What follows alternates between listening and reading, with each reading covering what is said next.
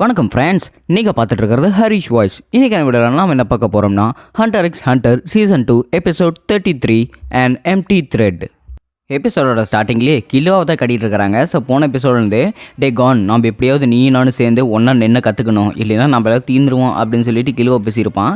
கான் 2 மாதம் பெட் ரெஸ்ட்டில் இருந்தான்ல, அந்த 2 மாதம் பார்த்தீங்கன்னா இதோட முடிஞ்சிருச்சு. மறுபடியும் ட்ரைனிங்க்கு மாஸ்டர் விங் கிட்ட கானு கிலோவை வந்துருக்காங்க. நிஜமாலுமே என்னால் ப்ராமிஸை மீறணும் அப்படின்னு தோணும் போது எல்லாமே நான் அவங்களோட கைத்தை பார்ப்பேன். அதுக்கப்புறம் தான் நான் வந்து என் ப்ராமிஸை கட்டுப்பாடாக இருந்துக்குவேன் அப்படின்னு சொல்லிட்டு கான் பேசிட்டு இருக்கிறான். நான் நென்னை யூஸ் பண்ணி அதில் கயிறு கட்டி இருக்கிறேன் தெரியுமா அப்படின்னு சொல்லிட்டு இந்த இடத்துல விங் சொல்கிறாப்ல. நிஜமாலுமா அப்படின்னு கான் கேட்கும்போது இல்லை நான் சும்மா தான் உங்கள்கிட்ட விளையாடினேன் அப்படின்னு சொல்லிட்டு இந்த இடத்துல இங்கே மாஸ்டர் விங் பேசிட்டு இருக்கிறாப்ல. மாஸ்டர் நீங்கள் எப்படி ப்ராக்டிஸ் பண்ணலன்னு சொல்லிட்டு இவ்வளோ கன்ஃபார்மாக சொல்கிறீங்க? ஏன்னா அவன் 2 மாதம் பெட் ரெஸ்ட்டில் இருக்கும்போது அவன் ப்ராக்டிஸ் இருந்தா நீங்கள் உங்களுக்கு எப்படி தெரிஞ்சிருக்கோ அப்படின்னு சொல்லிட்டு கிலோ பார்த்தீங்கன்னா கானை போட்டு விட்றான்.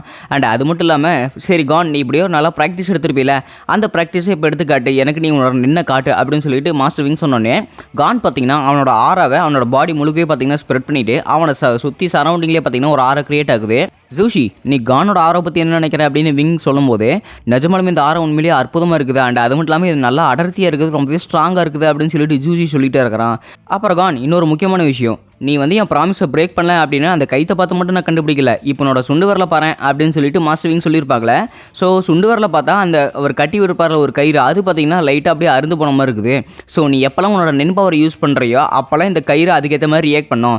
ஸோ நீ நென் பவர் யூஸ் பண்ணால் அந்த கயிறு அருந்துடும், அதனால தான் நீ நென் பவர் யூஸ் பண்ணல அப்படின்னு நான் நம்பிக்கையாக இருந்தேன் அப்படின்னு மாஸ்டர் விங் சொல்லிட்டு இருக்கிறாப்ல. அப்படின்னா சரி கிலுவா கான் நீங்கள் 2 பேருமே ஹிசோக்கோட ஃபைட்டு பார்த்தீங்களா இல்லையா அப்படிங்கிறாங்க. இல்லை மாஸ்டர் நான் பார்க்கவே இல்லை அப்படின்னு சொல்லிட்டு கான் சொல்கிறான். அப்படின்னா சரி வா என்கிட்ட அந்த வீடியோ டேப் இருக்குது, நான் உங்களுக்கு போட்டு காட்டுறேன் அப்படின்னு சொல்லிட்டு டிவியில் சிடி போட்டு காட்டுறாப்ல.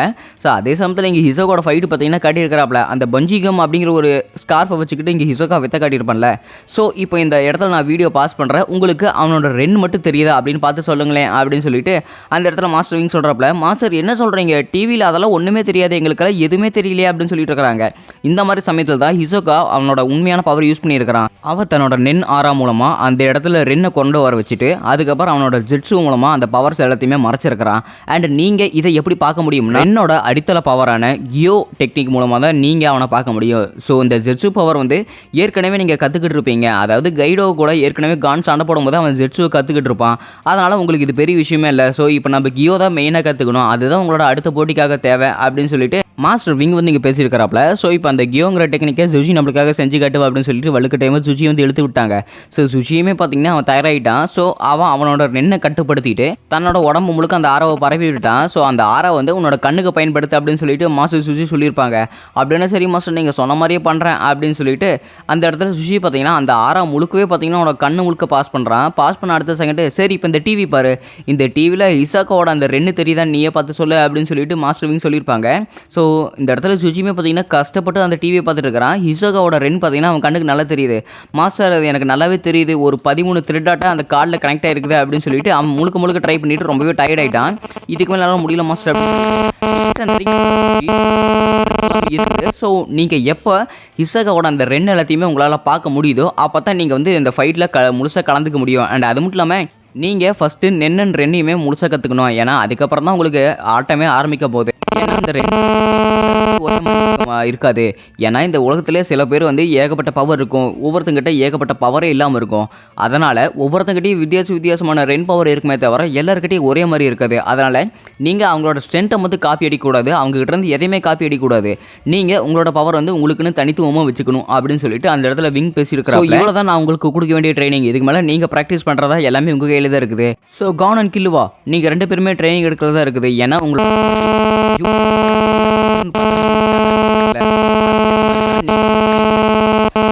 நீங்கள் 2 பேரும் ட்ரைனிங் எடுக்கடா, அடுத்த செகண்ட் தான் நான் உங்களுக்காக போட்டி போட அனுமதிப்பேன் அப்படின்னு சொல்லிட்டு மாஸ்டர் விங் சொல்லியிருக்கிறாங்க. அப்படின்னா இப்போ ஏற்பட்ட டைம் இருக்குது, உங்களுக்கு நடுவில் 1 மாதம் இருக்குது, நீங்கள் அந்த 1 மாதத்தை நீங்கள் நல்லாவே ட்ரைனிங் எடுக்க அப்படிங்கிறாங்க. சுஷி உன்னோட பவர் உண்மையிலே ரொம்பவே அற்புதமாக இருந்தது தெரியுமா அப்படின்னு சொல்லிட்டு கான் வந்து வெளியே நடந்துக்கிட்டு பேசிட்டு போயிட்டு இருக்கிறாங்க. நீங்கள் சொல்கிற போயிட்டு நம்ம வேணால் ட்ரைனிங் எடுக்கலாம் அப்படின்னு சொல்லிட்டு கானு கில்லுவா எல்லாருமே பார்த்தீங்கன்னா முடிவு எடுத்துகிட்டு இருக்கிறாங்க. அதே சமயத்தில் அவங்க லிஃப்ட்டில் போயிட்டே இருக்கும்போது நமக்கு இடங்கள் கொடுக்க யாரும் வந்துட்டாங்க பாரு அப்படின்னு சொல்லிட்டு அவங்களோட ஆரா பயன்படுத்தி அங்கே யாரும் இருக்காங்கன்னு தெரிஞ்சிருச்சு. அங்கே சடோசா அப்படிங்கிற ஒருத்தன் பார்த்தீங்கன்னா நின்றுருக்கிறான். அண்ட் அது மட்டும் இல்லாமல் இந்த ஃப்ளோர் மாஸ்டரில் ஆகணும்னு சொல்லிட்டு 3 பேர் வெறி எடுத்து திரிவானுங்களே அவங்க தான் நின்றுருக்கிறாங்க. ஸோ நீங்கள் 2 பேரும் எங்கள் கூட சண்டை போட வரீங்களா அப்படின்னு சொல்லிட்டு கில்லுவை காணியுமே அந்த இடத்துல சடோசாங்கிறவங்க பேசிகிட்டு இருக்கிறான். பைத்தியக்காரன் நீ எங்களுக்கும் டைமிங் எல்லாமே வெவ்வேறு இருக்குது, ஸோ அதனால் நீங்கள் சண்டை போட முடியாது அப்படிங்கிறாங்க. அதெல்லாம் முடியாது, நீங்கள் 2 பேரும் என் கூட சண்டை போட்டுதாகணும் அப்படின்னு சொல்லிட்டு அவனுக்கு ஒரு பக்கம் கையில் இருந்தாலுமே அவனுக்கு அந்த பக்கம் ஆற ரொம்பவே டென்ஸாக இருக்கிற மாதிரி இருக்குது. சரி இப்போ நாங்கள் என்ன பண்ணணும்னு நினைக்கிறேன் அப்படின்னு சொல்லிட்டு பார்த்தீங்கன்னா அந்த சடோசோட கான் கேட்கும்போது நீங்கள் 2 பேருமே என் கூட வந்து சண்டை போடணும், அப்போ தான் நான் உங்களை சும்மா விடுவேன் அப்படின்னு சொல்லியிருக்கிறான். அதுக்கெல்லாம் வேறு வேலை பார்த்துக்க அப்படின்னு சொல்லிட்டு கான் பார்த்தீங்கன்னா பேசிட்டு அவன் பாட்டுக்கு போயிட்டே இருக்கிறான். அண்ட் அது மட்டும் இல்லாமல் நான் எப்படியாவது உங்க கூட சண்டை போட வைப்பேன், அவனை நான் வழுக்க டைமாக அவனை சண்டை போட வைப்பேன் பாரு அப்படின்னு சொல்லிட்டு சடாஸ் வந்து ஒரு ஃபுல் பிளானிங் இருக்கிறான். அண்ட் அது மட்டும் இல்லாமல் இவங்களோட கண் எல்லாத்தையுமே பார்த்தீங்கன்னா சுஷி மேலே திரும்புற மாதிரி இருக்குது. ஒரு அப்படியே நம்ம 3 ட்ரியோவுமே பார்த்தீங்கன்னா அவங்க ரூமில் வந்துட்டு ட்ரைனிங் எடுத்துகிட்டு இருக்கிறாங்க. ஸோ இவங்க வந்து அந்த கியோ டெக்னிக்கை பயன்படுத்துறதுக்கு முன்னாடி அவங்களோட ஆராவை வந்து அவங்களோட பார்வைக்கு திருப்பணும். அதுதான் ஃபஸ்ட் இவங்களோட ட்ரைனிங். இவங்க 3 பேருமே பார்த்தீங்கன்னா ட்ரைனிங் வேறு லெவல் செஞ்சுட்டு இருக்கிறாங்க. அப்படின்னா சரி நம்ம அந்த கியோ டெக்னிக்கை எப்படி பயன்படுத்துறதுன்னு கற்றுக்கலாமா அப்படின்னு சொல்லிட்டு பார்த்தீங்கன்னா அந்த இடத்துல கிலோ பேசிட்டு இருக்கும்போது அட பாவீங்களா என்னடா நீங்கள் இந்த அளவுக்கு ட்ரைனிங் எடுத்துருக்கிறீங்க, போகிற பார்க்க பார்த்தா என்னோட வளர்ந்துருவீங்களாட்டு இருக்குது அப்படின்னு அதுக்கெல்லாம் நான் விடக்கூடாது, போதும் நீங்கள் எல்லாருமே இவ்வளோ நேரம் ட்ரைனிங் எடுத்தது போதும், ரெஸ்ட் எல்லாத்துக்கும் தேவை, அதனால் நம்ம ஃபஸ்ட்டு ரெஸ்ட் எடுத்துக்கலாம் அப்படின்னு சொல்லிட்டு அந்த இடத்துல சுஷி பார்த்தீங்கன்னா ரொம்ப செல்ஃபிஷாக யோசிக்கிறான். ஏன்னா இவங்க எல்லாருமே இவனோட ரொம்ப அதிகமாக வளர்ந்துட்டா, இவனுக்கு மோட்டிவேஷன் குறைஞ்சிருமே அப்படின்னு சொல்லிட்டு இவன் ட்ரைனிங்கை வந்து தடுத்து நிறுத்திட்டா. சரி எல்லாருமே அவங்க ரூமுக்கு போயிட்டே இருக்கும்போது ஃபர்ஸ்ட் ஃப்ளோருக்கு பார்த்தீங்கன்னா அவன் கீழே இறங்கி அவனோட ரூமுக்கு போயிட்டு இருக்கிற சுஷி இருந்தாலுமே கிலோவுக்கு ஒரு டவுட்டாக இருக்குது, அதனால சுஷி ஃபாலோ பண்ணுற மாதிரியே இருக்குது. அதே சமயத்தில் சடசோ இருந்துக்கிட்டு இவங்க பின்னாடி ஃபாலோ பண்ணிட்டு இருக்கான். ஒரு வழியாக ஸ்ட்ரீட்டில் நடந்து போயிட்டு இருக்கிறான் சுஷி. அவனுக்கு பின்னாடியே பார்த்தீங்கன்னா சடசோ வந்து நடந்து போயிட்டு அவனுக்கு பின்னாடியே பார்த்தீங்கன்னா ஏதோ ஒரு கை இப்போ ஆரம்பமாக அவனை யாரும் பிடிக்கிற மாதிரியே இருக்குது.